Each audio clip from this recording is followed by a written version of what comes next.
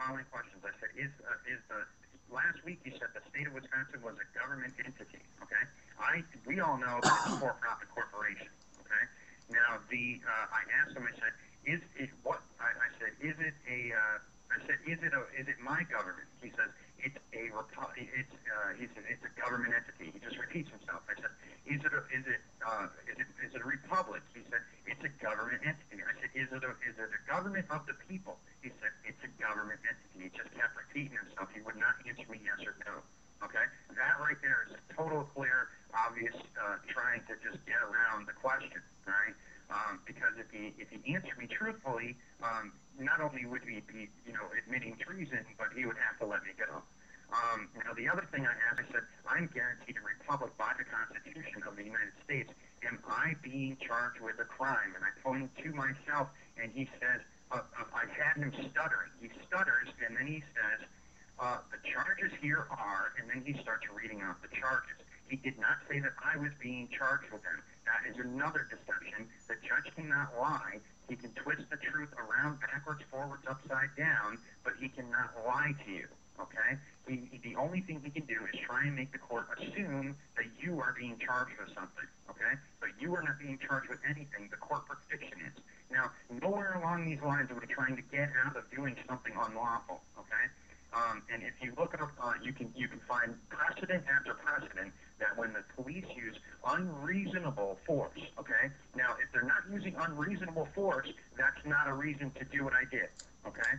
But if they're using unreasonable force, in one specific case where I have something where it says, in the heat of the moment, a person, and I'm not a person, as we know, an individual cannot make a good judgment in the heat of a moment, and that's what they created. They created the heat of the moment there, where I had to react to what they were doing. I could not respond. Okay, that guy smashed out my window, and I was scared to death of these guys, and anybody in that situation would have been scared to death of these guys. And as soon as he smashed my window out, I just say it was fight or flight. Okay, and then they took off. Now, any lawyer can easily. Hello? Yeah, we're here. Go. You say something? Okay. Any lawyer can easily do a motion to dismiss and on the grounds that there was no warrant. Okay. Now here's some more stuff here. Let's go through it. I got jail conditions. The jail conditions are horrible here. The air, they don't give you any fresh air. The air is bad. I got like massive acne blowing out on my face. I got my nose won't stop bleeding. It's just bleeding all the time. Let's see.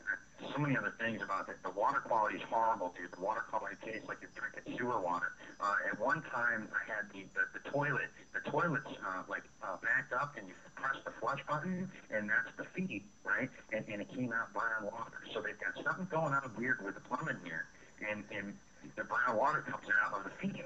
And as a contractor, I know that that's some seriously bad stuff, and any contractors out there are going to know that that's obviously something bad. Let's see. They're basically doing like military tribunals on me, man. I mean, they're bringing me up to the secret courtroom D where nobody can see what's going on, and nobody obviously, sees this heinous criminal stuff that's going on. And when I walked out of the courtroom May 25th, okay, I turned around and I said to the sheriff, the deputy sheriff there, I said, "Did you see what happened? Can you believe what happened in there? He won't even admit we don't live in a republic, okay?" And he said, the sheriff said, I'm pleading the fifth, he says to me on his way out. So anyway, then the FBI came down to visit me. They wanted to know if I was a threat to the government. Stop. Okay? Stop.